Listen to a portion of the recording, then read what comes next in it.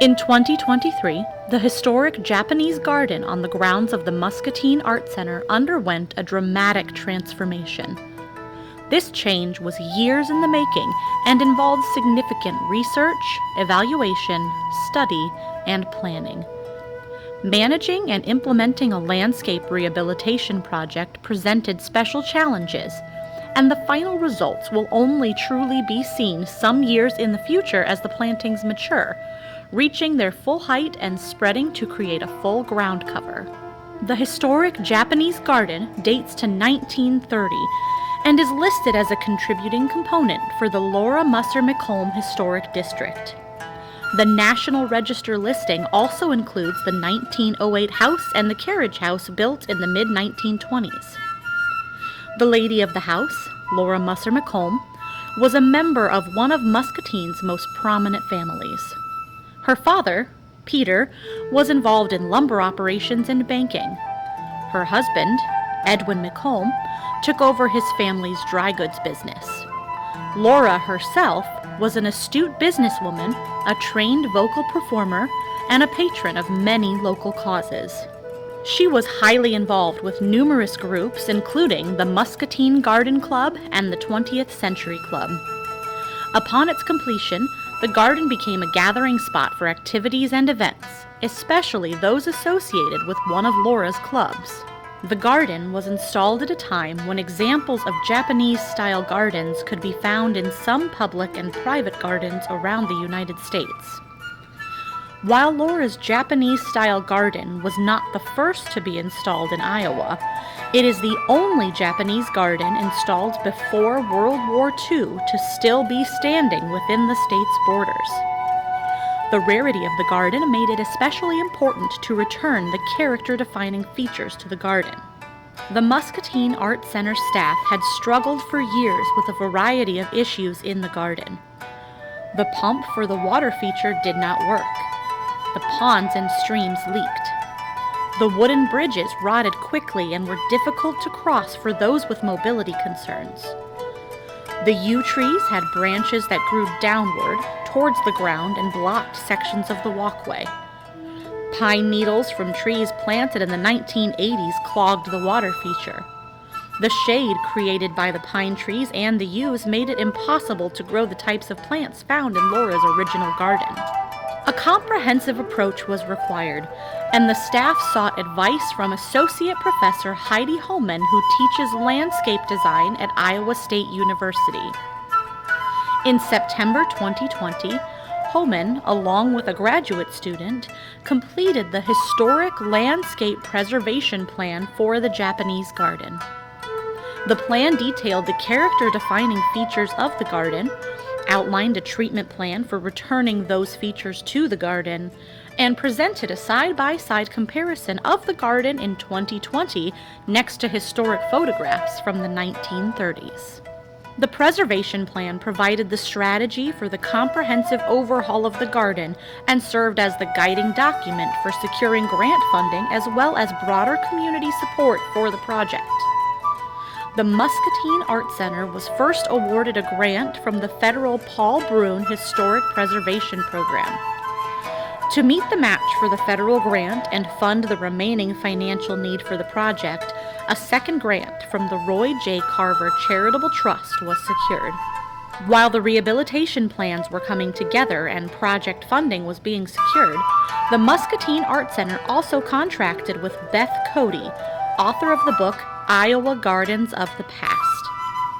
Cody researched the garden and explored the influence of Japanese style on American culture starting in the late 1800s.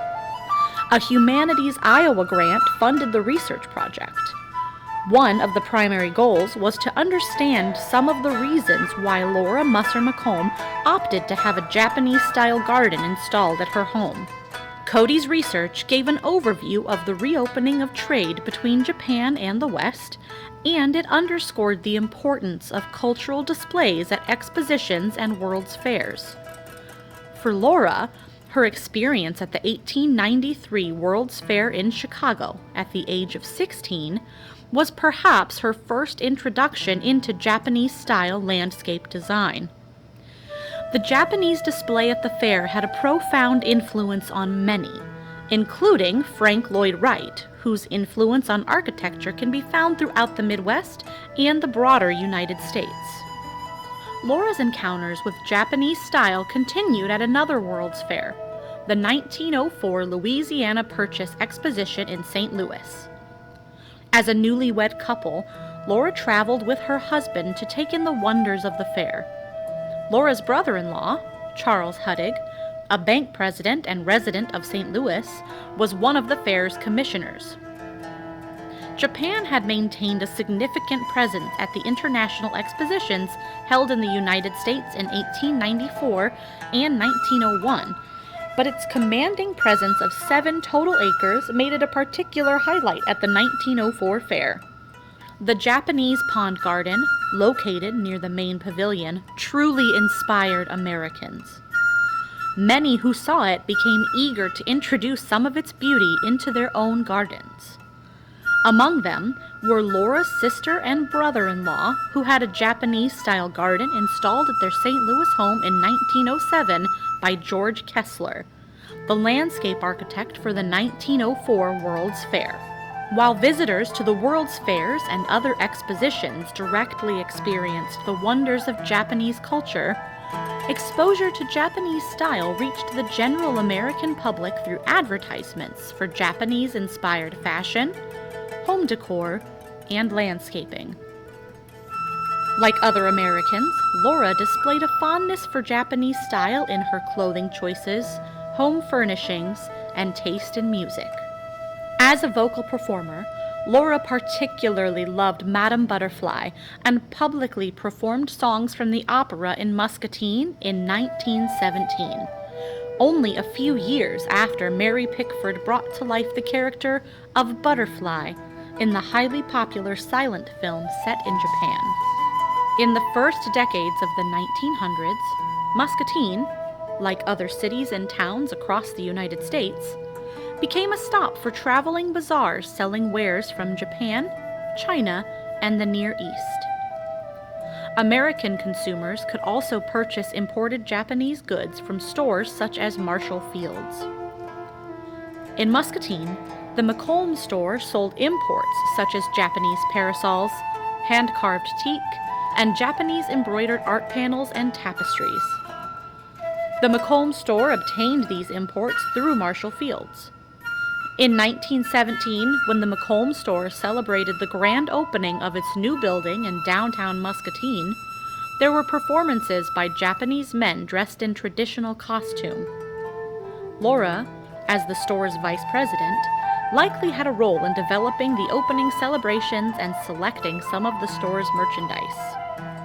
Meanwhile, the enthusiasm for Japanese gardens was growing in the United States. In the Midwest, some of the earliest Japanese-style gardens were installed in the early 1890s in the Minneapolis area. In Chicago, a Japanese man named T.R. Otsuka established a highly successful landscape business around 1910. He constructed gardens using Japanese-style features and plantings native to the area. While the landscape designer for Laura's garden is not documented, it is reasonable to believe that she encountered Otsuka's work through his advertisements in gardening magazines, his displays at the Chicago Garden and Flower Show, or by visiting one of his many public and private gardens in Chicago and surrounding areas. By the time Laura had her garden constructed in 1930, she had likely been considering a garden with Japanese-style features for some time. Returning back to the rehabilitation of the garden, the purpose of the project was not to install a garden with the types of features found in traditional gardens in Japan. Rather, this historic preservation project aimed to bolster the character-defining features of the original garden. Those features are a tiered garden, bold rockwork, a system of paths, the sight and sound of running water, a variety of plants, including some native to Iowa, a sense of enclosure, and a mixture of small-scale features in Japanese style. Historic photographs and even home film footage from 1936 were used to guide the rehabilitation. Beyond restoring the character-defining features, the project also addressed accessibility concerns and took into account the ongoing maintenance needs of the garden. An ADA-compliant pathway was installed leading into the garden from its top tier. The new pathway follows the original path leading into the garden by connecting the front porch of the historic house to the Torii Gate entrance. While the width and materials for this ADA pathway are inconsistent with Laura's stepping stone pathway, these materials are used in a new, secondary pathway that connects the garden to the main entrance of the Muscatine Art Center. Throughout the project, all plans and other documents were reviewed by the Iowa State Historic Preservation Office and the National Park Service. One requirement of the project was to have an archaeological study performed in advance of any changes to the garden. The archaeological study revealed some interesting finds related to an 1800s house that once stood on the site of the garden and was removed by the Musser family around 1907. A request for proposals process was used to select the landscape firm. Aunt Rhodey's of Eldridge was chosen, with the selection being reviewed by the Iowa State Historic Preservation Office. While a great deal of planning and budgeting took place in 2021 and 2022, physical work did not begin until 2023. In January 2023, subcontractors kicked off this work with the removal of pine trees, yews, and other large trees identified as inappropriate for the garden or in poor condition. Aunt Rhodey's then cleared the site in April 2023 and by May had begun rebuilding the rockwork on the garden's slopes. Also in May, a subcontractor installed concrete cheek walls along each side of the 3 sets of steps in the garden. In June, water tankards were installed underground, the concrete water feature was repaired, new piping and water pumps were put in, enabling the water to circulate, and placement of rockwork continued. In September, cobble along the concrete streams and ponds was repaired, ornamental sumac shrubs were among the first plantings, mulch was spread, the upper pathways were installed as was the sod, limestone slab bridges, and wooden structures such as the Torii Gate and Shrine House. The final details came together in October, including the installation of 2 outdoor interpretive panels and signage directing visitors to protect the plants, stay on the path. With the rehabilitation of the garden complete, a volunteer group, Friends of the Japanese Garden, was established.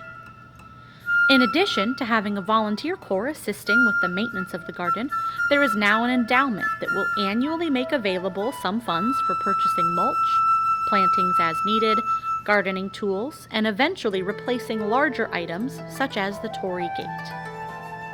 The water feature in the garden is intended to run daily from approximately May to October, weather depending. The rehabilitation of the 1930 garden dramatically improved the appearance of the garden while bringing to light the historic context of the garden's installation. Local and regional enthusiasm for the garden has grown, and the Historic Rehabilitation Project has been recognized with a Preservation at its Best award.